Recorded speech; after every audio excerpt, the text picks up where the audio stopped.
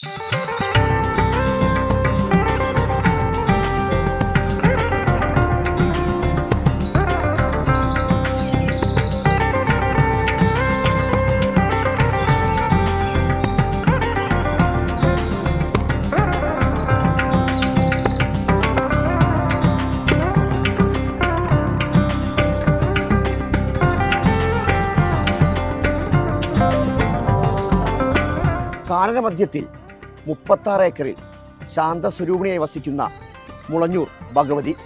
കാണാം കാഴ്ചകളിലേക്ക്.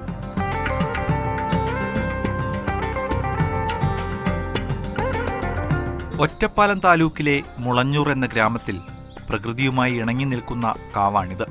കാർഷിക വൃത്തിയുമായി ബന്ധപ്പെട്ട് കിടക്കുന്ന ദേവീ സങ്കല്പം.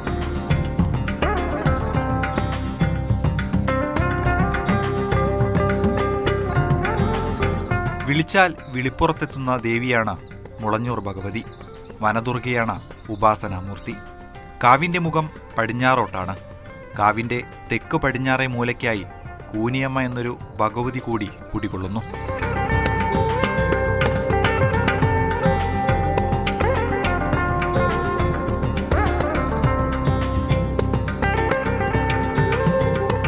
ഭഗവതിയുടെ മുന്നിൽ പ്രാർത്ഥന നടന്നാൽ ഉദ്ദേശിച്ച വസ്തുവിൻ്റെ മരത്തിലുള്ള രൂപം ഭക്തർ ഇവിടെ സമർപ്പിക്കും. മനുഷ്യാവയവങ്ങൾക്ക് തകരാറുകൾ സംഭവിച്ചാൽ തകരാറു നേരിട്ട അവയവത്തിൻ്റെ രൂപം മരത്തിൽ നിർമ്മിച്ച് കൂനിമുത്തശ്ശിക്ക് സമ്മാനിക്കുന്നതും പതിവാണ്.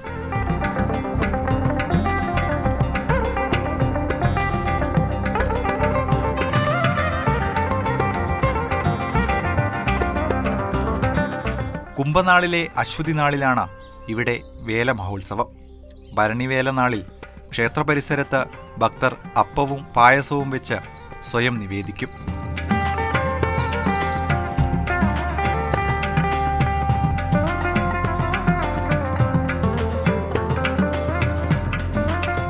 കാവിനു മുന്നിലായി 200 മീറ്റർ അകലെ വിശാലമായ കുളവും കുളത്തിന് വടക്കായി മഹാവിഷ്ണുവിൻ്റെ പ്രതിഷ്ഠയായ തെക്കേത്തേവരുടെ അമ്പലവും സ്ഥിതി ചെയ്യുന്നു.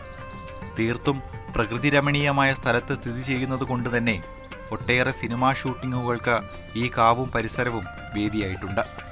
പീലി വിടർത്തിയാടുന്ന മയിലുകൾ മറ്റൊരു അപൂർവ കാഴ്ചയാണ്.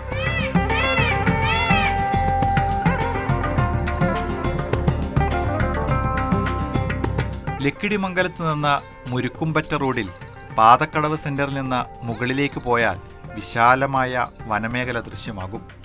ഇതിലൂടെയുള്ള കാനനപാത വഴി 1 കിലോമീറ്റർ സഞ്ചരിച്ചാൽ ക്ഷേത്രത്തിലെത്താം.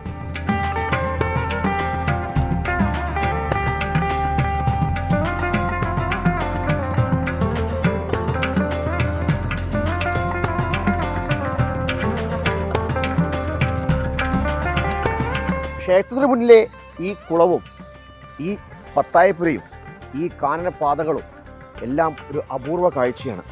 എന്തായാലും അടുത്തൊരു വീഡിയോയുമായി വീണ്ടും കാണാം. തൽക്കാലം വിട്ടേക്കട്ടെ.